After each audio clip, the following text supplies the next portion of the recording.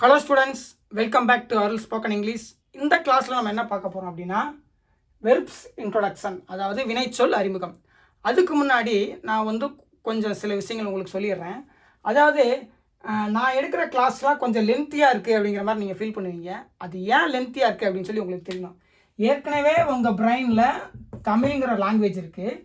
அந்த லாங்குவேஜ் கூட இங்கிலீஷை நம்ம கொண்டு போய் சேர்த்தோம்னா அது எடுத்துக்காது. ஏன்னா இங்கிலீஷ் லாங்குவேஜோட கிராமர் டோட்டலாக தமிழ் லாங்குவேஜுக்கு ஆப்போசிட்டான கிராமர். எப்போவுமே உங்களுக்கு ஏற்கனவே ஒரு மொழி தெரியும்னா அந்த மொழியோட கிராமர் மாதிரியே இருக்கிற இன்னொரு லாங்குவேஜ் தான் பிரெயின் ஏற்றுக்கும். புதுசாக டோட்டலாக கிராமர் டிஃப்ரெண்ட்டாக இருக்கிற இன்னொரு லாங்குவேஜை ஏற்றுக்காது. அப்படி தான், அதனால தான் நீங்கள் என்ன பண்ணியிருக்கீங்கன்னா கிராமர் டிரான்ஸ்லேஷன் மெத்தட் மூலமாக நீங்கள் இங்கிலீஷ் படிச்சிருக்கீங்க. இங்கிலீஷ் லாங்குவேஜ் டோட்டலாக கிராமர் டிஃப்ரெண்ட்டுங்கிறனால இந்த மெத்தட் மூலமாக நீங்கள் படிச்சிருந்தாலும் ஈஸியாக அந்த பிரெயின் அதாவது தமிழ் தெரிஞ்சிருக்கிற அந்த பிரெயின் இங்கிலீஷ் லாங்குவேஜை உங்களுக்கு உள்ளே எடுத்துக்க விட்டுருக்காது. அதனால நீங்கள் என்ன பண்ணியிருக்கீங்கன்னா குருட்டு மனப்பாடம் பண்ணியிருக்கீங்க. அதாவது ரோட் மெமரி பண்ணி இங்கிலீஷ் லாங்குவேஜை பேசிகிட்டு இருக்கீங்க. ரொம்ப புரிஞ்சுக்கிட்டு பேசலை. சில விஷயங்கள் வேணால் ஒன்று ரெண்டு அதாவது எல்லா லாங்குவேஜ்லேயும் சிமிலராக இருக்கிற விஷயங்கள் புரிஞ்சிருக்கும். மற்றபடி டோட்டலாக டிஃப்ரெண்ட்டாக இருக்கிற விஷயங்கள்லாம் உங்களுக்கு புரிஞ்சிருக்காது. அதனால நீங்கள் ரொம்ப கஷ்டப்பட்டு ஒரு கம்ஃபர்ட் இல்லாமல் தான் இங்கிலீஷ் லாங்குவேஜ் பேசிகிட்டு இருப்பீங்க. ஸோ அந்த நிலைமையை மாற்றி உங்களை ஒரு தமிழ் லாங்குவேஜ் பேசும்போது எப்படி நீங்கள் கம்ஃபர்ட்டாக ஃபீல் பண்ணுறீங்களோ அதே மாதிரி ஃபீல் பண்ணணுங்கிறதுக்காக அந்த மெத்தட்லேருந்து மாறி அட்வான்ஸ்டு கிராமர் டிரான்ஸ்லேஷன் மெத்தட் நான் சொல்லி கொடுத்துட்ருக்கேன். அதனால நான் 3 விஷயங்கள் செய்ய வேண்டியது இருக்குது. ஒன்று, தமிழ் லாங்குவேஜ் எப்படி ஃபங்க்ஷன் ஆகுதுன்னு சொல்ல வேண்டியது இருக்குது.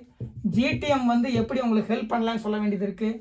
அட்வான்ஸ்டு கிராமர் டிரான்ஸ்லேஷன் மெத்தட் மூலமாக எப்படி நீங்கள் ஒரு லாங்குவேஜை நேச்சுராக அதன் போக்கிலே புரிஞ்சுக்கிட்டு ஏற்கனவே தமிழ் தெரிகிற உங்கள் பிரெயினுக்கு இன்னொரு லாங்குவேஜையும் இந்த லாங்குவேஜையும் ஏற்றுக்க, ஏன்னா இதுவும் ஒரு லாங்குவேஜ் தான், இந்த ரூல்ஸ் படி தான் அந்த லாங்குவேஜ் ஃபங்க்ஷன் ஆகுது அப்படின்னு உங்கள் பிரெயினை கன்வின்ஸ் பண்ண வேண்டிய சூழ்நிலை இருக்குது. ஏன்னா நீங்கள் ஜிடிஎம் மூலம் கற்றுக்கிட்டிங்கன்னா குருட்டு மனப்பாடம் பண்ணி தான் ஒரு லாங்குவேஜை பேசிகிட்டு இருப்பீங்க. அப்போ அதை ஓவர் கம் பண்ணோம்னா ஏற்கனவே தமிழ் தெரிஞ்ச பிரெயின் இங்கிலீஷை ஏற்றுக்காதுங்கிறனால நல்ல தெளிவான விளக்கங்கள் கொடுத்து இன்னொரு லாங்குவேஜ் அதாவது இங்கிலீஷை இன்னும் நம்ம பிரெயினில் செட் பண்ண வேண்டிய சூழ்நிலை இருக்குது. அதனால தான் என்னோடய கிளாஸஸ்லாம் ரொம்ப லென்த்தியாக இருக்கிற மாதிரி உங்களுக்கு ஃபீல் இருக்கும். ஆனால் ரிசல்ட் பார்த்தீங்கன்னு வச்சுக்கோங்க, உங்களுக்கு ரொம்ப சூப்பராக இருக்கும். நல்லா ஒவ்வொரு விஷயத்தையும் தெளிவாக புரிஞ்சுக்குவீங்க. அதனால தான் நான் லென்த்தியாக இருந்தாலும் பரவாயில்ல, நம்ம தெளிவாக சொல்லி கொடுக்கணும். இல்லைன்னா குருட்டு மனப்பாடம் பண்ணுங்கன்னு சொல்லிட்டு நானும் வழக்கம் போல் கிராமர் எடுத்துகிட்டு போயிடலாம். அது எந்த பிரோஜனமும் கிடையாது. 10ஓட 11 போயிடும். அப்படி கற்றுக்கிட்டு வேஸ்ட் இல்லை. உங்களுக்கும் பிரோஜனம் இல்லை, எனக்கும் பிரோஜனம் இல்லை. ஒரு விஷயம் நமக்கு தெரியுது அப்படின்னா நல்லா கிளியர் கட்டாக உங்களுக்கு சொல்லிக் கொடுக்கணும். நீங்களும் கிளியர் கட்டாக புரிஞ்சுக்கிட்டிங்கன்னா தான் எங்கே போனாலும் அந்த லாங்குவேஜை பேசுறதுக்கு ரொம்ப கம்ஃபர்ட்டாக ஃபீல் பண்ணுவீங்க. அதனால தான் நான் ஒவ்வொரு விதத்துலையும் நல்ல தெளிவாக கிளாஸ் எடுக்க வேண்டிய சூழ்நிலை இருக்குது. எப்படி உங்களையா ஸ்போக்கனுக்கு அதே நேரத்துலையும், ஏன்னா நம்ம சிலர் நீங்கள் டைரெக்டாக சென்டென்ஸ் பேசுங்க உங்களுக்கு இங்கிலீஷ் வந்துடும் சொல்லுவாங்க, அதுவும் தப்பு. அதே நேரத்தில் கிராமராக படிங்க இங்கிலீஷ் வந்துடும் சொல்லுவாங்க, அதுவும் தப்பு. கிராமர் படியே போகணும், அதே நேரத்தில் உங்களுக்கு தெளிவாக உங்களையே ஸ்போக்கனுக்கு எடுத்துகிட்டு போகணும். அப்படிங்கிறதுக்காக ஏஜிடிஎம் அப்படின்னு உங்கள் பிரெயினை சூப்பராக ஒரு லாங்குவேஜ் புது லாங்குவேஜுக்கு கன்வின்ஸ் பண்ணுற மாதிரி நான் கிளாஸஸ்லாம் எடுத்துக்கிட்டு இருக்கேன். அதனால தான் டைம் ஆகுதே தவிர நான் உங்களை ரொம்ப நேரம் ஒரு கிளாஸ் எடுத்துக்கிட்டு இருக்கணும் அப்படிங்கிற எண்ணமே எனக்கு கிடையாது.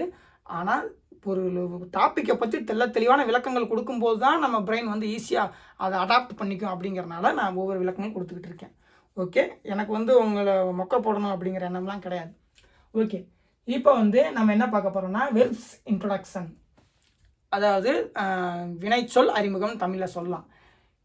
நம்ம எந்த ஒரு செயலை செஞ்சாலும் இந்த உலகத்தில் அது 3 செயல்களுக்குள்ளே தான் போய் செட் ஆகும். என்ன அப்படின்னா 1 2 3. அது என்ன அப்படின்னு சொல்லி பார்த்தோம்னா ஃபஸ்ட்டு பி, செகண்ட் ஹேவ், மூணாவது டூ. அதாவது ஃபஸ்ட்டு இருக்கிறது, செகண்ட் வைத்திருக்கிறது, மூணாவது நம்ம என்ன செயல் செய்கிறோமோ அதாவது ஆக்டிவான செயல். இப்போ இந்த பேனா இருக்குது அப்படின்னா இந்த பேனா இருக்குது இப்போ இல்லை, இந்த பேனா இருக்குது இப்போ இல்லை. அப்போ ஒரு விஷயம் இருக்குது அப்படிங்கிறத நம்ம இதில் தான் கொண்டு வர முடியும். பேனா இருக்கிறது,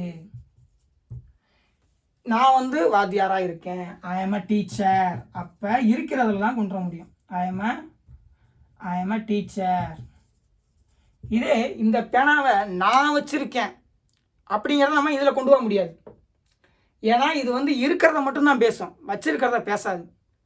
வச்சிருக்கிறதுங்கிறது வேற, இருக்கிறதுங்கிறது வேற. ஓகே, தமிழில் என்னன்னா வைத்திரு, இரு, இருக்குது, பேனா இருக்குது. இப்போ வந்து பார்த்தீங்கன்னா உங்களுக்கு தெளிவாக எழுதுறேன், அப்போ தான் நீங்கள் புரிஞ்சுக்குவீங்க. பேனா இருக்கிறது அப்படிங்கிறதுலையும் இருக்கிறது இருக்கு. நான் பேனாவை வைத்திருக்கிறேன், வைத்து இருக்கிறேன், இதுலேயும் வந்து இருக்கிறேன் இருக்கு. ஸோ நம்ம என்ன நினச்சிக்கிறோம்னா ரெண்டுமே ஒரே டைப் ஆஃப் ஆக்ஷன்ஸ் தான் அப்படின்னு சொல்லி நம்ம நினச்சிக்கிறோம். ஆக்சுவலாக அது ராங். இது வேற டைப் ஆஃப் ஆக்ஷன், இது வேற டைப் ஆஃப் ஆக்ஷன். ஓகே, இது வந்து என்ன அப்படின்னா இது வந்து ஜஸ்ட் இருக்கிறது, இருக்கு இல்லை, அதை பற்றி அது இருக்கு இல்லைன்னு சொல்கிறோம். இது வந்து நான் வச்சிருக்கேன் வச்சிருக்கல அப்படின்னு பற்றி சொல்கிறது. இது வந்து ஹேவ், என்கிட்ட இருக்கு இல்லை, என்கிட்ட சர்டிஃபிகேட் இருக்கு இல்லை. சர்டிஃபிகேட் இருக்கு இல்லை அப்படிங்கிறது தனியாக சொல்லும்போது அது இருக்கிறதுல வரும். அந்த சர்டிஃபிகேட்டை பற்றி மட்டுமே பேசும்போது அங்கே சர்டிஃபிகேட் இருக்கு இல்லை, அப்போ அந்த சர்டிஃபிகேட்டை மட்டும் பற்றி தான் நம்ம பேசுகிறோம். ஆனால் இங்கே நான் அந்த சர்டிஃபிகேட்டை வச்சுருக்கேன் அப்படிங்கிற போது அது வைத்திருல தான் வரும், அதாவது ஹேவில் தான் வரும். நம்ம எப்போவுமே பிக்கும் ஹேவுக்கும் வித்தியாசம் தெளிவாக புரிஞ்சுக்கணும். ஏன்னா தமிழில் வந்து ரெண்டுலேயுமே இருக்கிறதுங்க.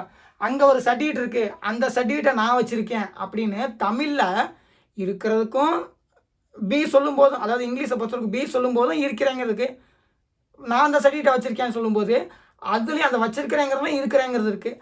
அதனால நம்ம வந்து கன்ஃபியூஸ் ஆகிடக்கூடாது, ரெண்டுமே ஒரே டைப் ஆஃப் ஆக்ஷன் தான் அப்படின்னு. எப்போவுமே ஒரு பொருள் இருக்கிறதுன்னு சொல்கிறது வேற, அந்த பொருளை ஒருத்தர் வச்சிருக்கிறாருன்னு சொல்கிறது வேற. ரெண்டுமே வேறு வேறு டைப் ஆஃப் ஆக்ஷன். ஒன்று ஜஸ்ட் பீயிங், இன்னொன்று ஹேவிங். நான் வச்சுருக்கேன், அது என்னது அப்படின்னு சொல்கிறோம்ல, அந்த மீனிங்கில் வர்றது. நான் என்னதுன்னு சொல்கிறதும் அங்கே இருக்கிறதும் ரெண்டும் ஒரே டைப் ஆஃப் ஆக்ஷன் கிடையாது. தமிழில் எல்லாரும் ரெண்டுமே இதுலேயும் இருக்குது அப்படின்னு நினைக்கிறதுனால நம்ம அப்படி நினச்சிக்கிறோம். ஆக்சுவலாக ரெண்டுமே வேறு வேறு type of action. Okay, so இருக்கிறது வேறு, வைத்திருக்கிறது வேறு. நீங்கள் உலகத்தில் என்ன வேணால் வச்சுக்கலாம், ஐஃபோன் வச்சுக்கலாம், ஒரு கார் வச்சுக்கலாம், ஒரு ஃப்ளைட் வச்சுக்கலாம், எல்லாமே இதில் தான் வரும். ஓகே, அதே மாதிரி உங்களுக்கு வந்து நிறையா தோட்டம் இருக்கலாம், எல்லாம் இருக்கலாம். எனக்கு தோட்டம் இருக்குது, அப்போ நீங்கள் ஹேவ் தான் சொல்லணும். எனக்கு தோட்டம் இருக்குது, ஐ ஹேவ் எ கார்டன். அங்கே ஒரு தோட்டம் இருக்குது, அப்போ தோட்டத்தை மட்டும் சுற்றி சொல்கிறோம், அங்கே இருக்குன்னு சொல்லி. There is a garden. So இந்த ரெண்டு ஆக்ஷனுக்கான டிஃப்ரெண்ட் வந்து உங்களுக்கு தெளிவாக தெரியணும். அப்போ தான் எங்கே இசு போட வேண்டிய இடத்துல இசு போட முடியும், ஹேவ் போட வேண்டிய இடத்துல ஹேவ் போட முடியும். ஓகே, பி, இது வந்து பி, அதாவது தமிழில் சாரி இங்கிலீஷில் வந்து இசு வாசு வேறு இதெல்லாம் இருக்குங்கிறனால ஜென்ரலான வேர்டு வந்து பி. அது என்னன்னு சொல்லி அடுத்தடுத்த கிளாஸில் வரும். இப்போ வந்து உங்களுக்கு பி, பினா இருக்கிறது, இருக்கிறத பற்றி சொல்கிறது. ஹேவ்னா வைத்திருக்கிறது. தமிழில் வந்து இருக்கிறதுன்னு தான் நம்ம சொல்கிறோம். அது ஏன்னா அந்த லாங்குவேஜ் அப்படி ஃபங்க்ஷன் ஆகுது, ஆனால் இந்த லாங்குவேஜ் அப்படி கிடையாது. இந்த லாங்குவேஜ் என்னென்னா வைத்திரு அப்படிங்கிறது வந்து அது டோட்டலாக டிஃப்ரெண்ட்டான ஆக்ஷன், அது பி கிடையாது அப்படின்னு சொல்லி தெளிவாக அதுக்கு வேறு வெறுப்பு வச்சுருக்கு. தமிழ் வந்து அதுக்கும் இருக்கிறது, இதுக்கு வந்து வைத்திரு அப்படிங்கிற அந்த இதை சொல்லிவிட்டு அதுக்கப்புறம் மறுபடியும் இருக்கிறதுக்கே போகுது. அதனால தான் நமக்கு வந்து இந்த ரெண்டு ஆக்ஷனையும் டிஃப்ரென்ஷியேட் பண்ணுறதுல கன்ஃபியூஷன் இருக்குது. புரியுதுங்களா? ஸோ ஃபஸ்ட்டு ஒரு இருக்கிறதுங்கிற ஆக்ஷன் வேற, வைத்திருக்கிறதுங்கிற ஆக்ஷன் வேற. அதுக்கடுத்து பார்த்தீங்கன்னா இதுதான் வந்து கொஞ்சம் ஆக்டிவான ஆக்ஷன். இது என்ன அப்படின்னா, இப்போ இந்த பேனா இங்கே இருக்குது, அது இங்கே இதில் வந்துருச்சு. இந்த பேனாவை நான் வச்சுருக்கேன், அது இதில் வந்துருச்சு. இந்த பேனா இப்படி தூக்கி போட்டுட்டேன், எரிஞ்சிட்டேன். அப்போ இது வந்து ஒரு ஆக்டிவான ஆக்ஷன் செய்கிறது. அப்போ இது என்ன வரும்னா இதில் தான் வரும், த்ரோ. இங்கே வந்து பேனா இருக்கிறத பற்றியும் பேசலாம், அது வச்சிருக்கிறத பற்றியும் பேசலாம், அது யார் வச்சுருக்காங்க அப்படிங்கிறத பற்றியும் பேசலாம். த்ரோ ஒரு ஆக்ஷன். பேனாவில் எழுதுறேன், ரைட், அது இதில் தான் வரும். புரியுதுங்களா? நான் உங்களுக்கு சொல்லித்தரேன், டீச், அது இதில் தான் வரும். இது வந்து டூ, என்ன செய்கிறோம் அப்படிங்கிறது. இதுலேயும் செய்கிறோம், நான் பேனா வச்சுருக்கேங்கிறது, ஆனால் அதோட பேசிக் சென்ஸ் வேறு. ஓகே, அங்கே வச்சிருக்கிறேன் அப்படிங்கிற மீனிங் மட்டும்தான் இருக்கும். ஆனால் இங்கே நான் வந்து பேசுகிறேன், ஸ்பீக், நான் வந்து பார்க்குறேன், சி, எல்லாமே இதில் வரும். இங்கே இது வந்து டூ, செயல்பாடு. இது வந்து ஜஸ்ட் வச்சிருக்கிறது, இது வந்து ஜஸ்ட் இருக்கிறது. இந்த மூணுமே வேற வேற ஆக்ஷன். இதுதான் பேசிக் ஆக்ஷன்ஸ். ஒரு செயலை நம்ம செய்ய முடியும், ஒரு பொருளை நம்ம வச்சுக்க முடியும், ஒரு பொருள் அங்கே இருக்குன்னு நம்ம சொல்ல முடியும். இந்த மூணுமே வேற வேற டிஃபரன்ஷியேட் பண்ணப்பட்டிருக்கிற ஆக்ஷன். இதுக்குள்ள இருக்கிற அந்த நுணுக்கமான மீனிங் உங்களுக்கு புரிஞ்சாதான் அடுத்தடுத்த கட்டத்துக்கு உங்களால் போக முடியும். புரியுதுங்களா? ஸோ பேசிக் ஆக்ஷன்ஸ் என்ன அப்படின்னா, இந்த உலகத்தில் 3 தான். நீங்கள் வந்து பிஎம்ஏ கூட ஆகலாம். I become a PM, I will become a PM, அது இதில் தான் வரும். ஓகே, நீங்கள் உங்ககிட்ட வந்து ஒரு ஹெலிகாப்டர் இருக்கலாம். I have a helicopter. Okay, உங்கள் வீட்டில் ஒரு ஹெலிகாப்டர் இருக்கலாம். அப்போ இப்படி சொல்லணும், there is a helicopter at my home. இங்கே நீங்கள் வச்சிருக்கிறத பற்றி பேசலை, அந்த ஹெலிகாப்டர் இருக்கிறத பற்றி பேசுகிறீங்க. உங்களோட ஹேவை பற்றி பேசலை, அந்த ஹெலிகாப்டரோட பீயிங்கை பற்றி பேசுகிறோம். புரியுதுங்களா? ஸோ தமிழில் வந்து இந்த இருக்கிறதுலாம் இருக்கு, வைத்திருக்கிறதுலாம் இருக்குங்கிறதுனால நீங்கள் கன்ஃபியூஸ் ஆகிடக்கூடாது. எங்கே பியோ பி போடணும், எங்கே ஹேவோ ஹேவ் போடணும். ஓகே, இப்போ தெளிவாக 2-3 சென்டென்ஸ் பார்த்துருவோம். பார்த்துட்டு இந்த கிளாஸை என் பண்ணிடலாம். இப்போ there is a pen, இது வந்து பி, ஜஸ்ட் இருக்கிறது. I have a pen, இது வந்து have, நான் வச்சிருக்கேன். பி வேற, பேனா இருக்கிறது சொல்கிறது வேற, பேனா நான் வச்சிருக்கேன்னு சொல்கிறது வேற. ரெண்டுக்கும் ஆக்ஷன் இல்லை சென்ஸ் டிஃப்ரெண்ட் இருக்குது. ஒன்று வச்சிருக்கிறது, ஒன்று ஜஸ்ட் இருக்கிறது. அடுத்து ஐ ரைட் வித் த பென், இங்கே எழுதுறது. இங்கே இருக்கிறத பற்றியும் சொல்லலாம், வச்சிருக்கிறத பற்றியும் சொல்லலாம். ஒரு ஆக்ஷன், ஒரு ஆக்டிவான ஆக்ஷனை பற்றி சொல்கிறோம். எழுதுதல், ஓடுதல், பறக்குதல் எல்லாமே இந்த இதில் வரும், டூ.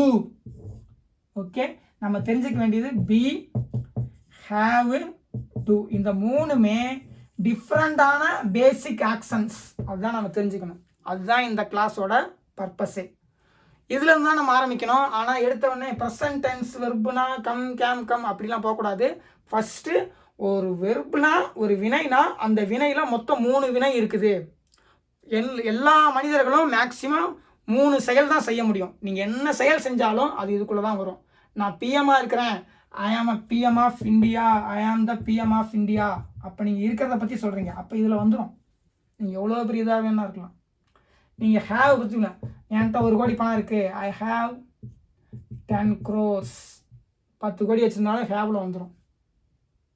நான் 10 கோடி ரூபாய் டெய்லியும் செலவு பண்ணுறேன், I spend 10 crores every day, இதில் வந்துடும். ஸோ என்ன செயல் செஞ்சாலும் அது இந்த 3க்குள்ளே தான் இருக்கும். அப்படிங்கிறது தான் பேசிக் ஆக்ஷன்ஸ். நீங்கள் என்ன செயல் செஞ்சாலும் ஒன்று பியாக இருக்கும், இல்லைன்னா ஹேவாக இருக்கும், இல்லைன்னா டூவாக இருக்கும். அது இறந்த காலத்தில் செஞ்சிங்கன்னா அது ஹேடு, எதிர்காலத்தில் செஞ்சிங்கன்னா எதிர்காலத்தில் வந்து நீங்கள் அது வச்சுருப்பீங்க அப்படின்னா வில் ஹேவ். அவ்வளோதான். அந்த டென்ஸில் வந்து நம்ம என்னென்ன அதில் இன்னும் நிறையா விஷயங்கள்லாம் இருக்குது, அது அடுத்த கிளாஸில் பார்ப்போம். ஆனால் இதுதான் பேசிக் ஆக்ஷன்ஸ். இந்த பேசிக் ஆக்ஷன்ஸ் தெரிஞ்சால் மட்டும்தான் நம்ம வந்து அடுத்தடுத்த வெர்ப்ஸ்லாம் இருக்கிற கிளாஸ்லாம் தெளிவாக பார்க்க முடியும். ஓகே, நெக்ஸ்ட் கிளாஸில் நான் உங்களை மீட் பண்ணுறேன். எல்லாருக்கும் சேனலை ஷேர் பண்ணுங்கள். அவங்களும் வந்து இங்கிலீஷை வந்து ரொம்ப தெளிவாக கற்றுக்கிட்டோம். தேங்க்யூ.